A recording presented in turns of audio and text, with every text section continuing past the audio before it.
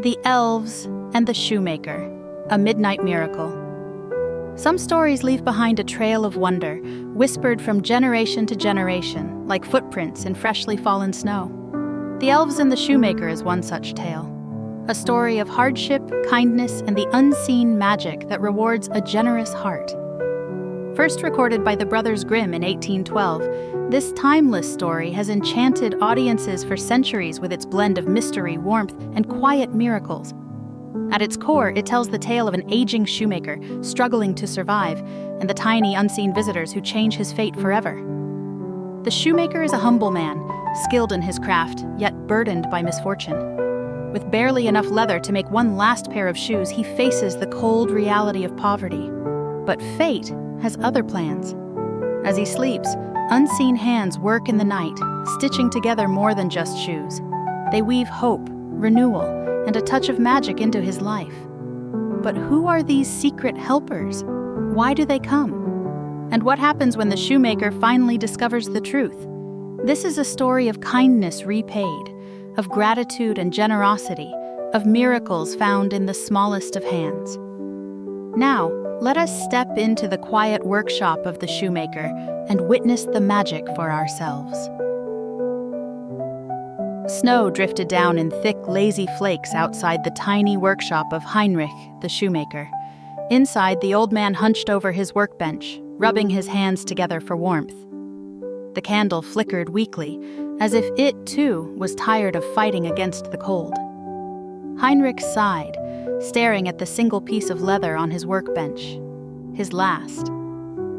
"This is it, old man," he muttered to himself. "One last pair of shoes? And then, what?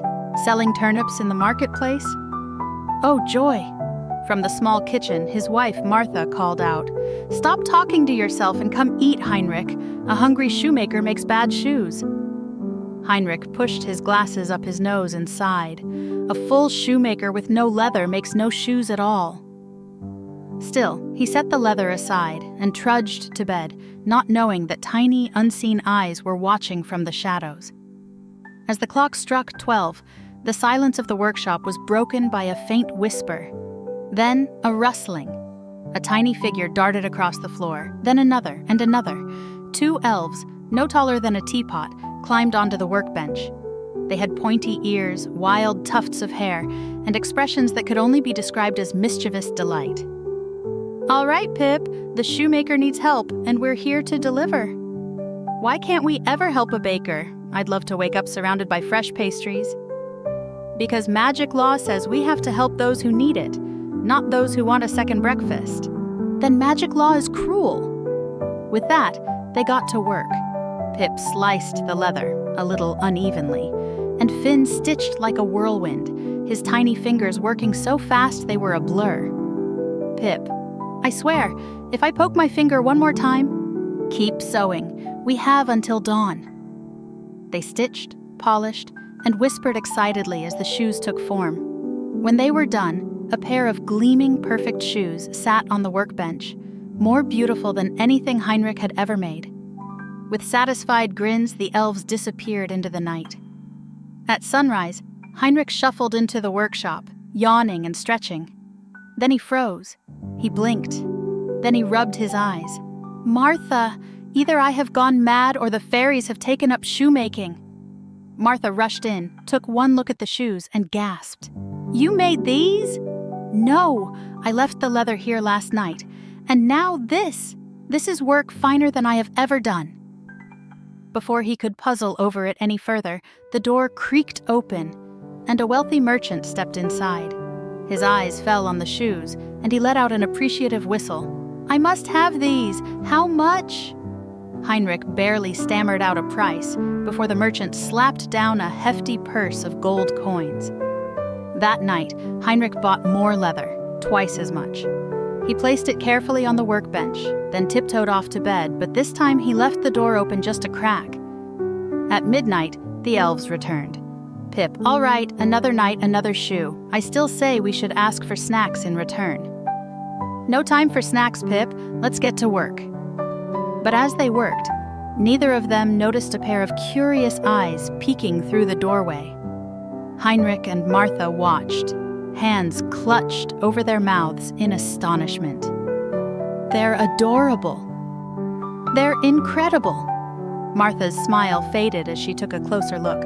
Look at them. No shoes, no warm clothes. They're helping us while freezing their tiny toes off. The couple nodded at each other. The next morning, instead of leather, they left tiny shirts, little trousers, warm scarves, and, most importantly, 2 pairs of perfect tiny shoes. The elves' surprise that night, Finn and Pip climbed onto the workbench, expecting more leather. Instead, they found clothes. Finn, we've been paid. They must have seen us, and now they want us to be warm. The elves wiggled into their new outfits. Pip kicked his tiny boot against the table, nodding in approval. Stylish, functional. I feel like a proper gentleman. We did our part, Pip. It's time to move on. With a final glance at the workshop, the elves slipped into the night, their laughter fading into the wind.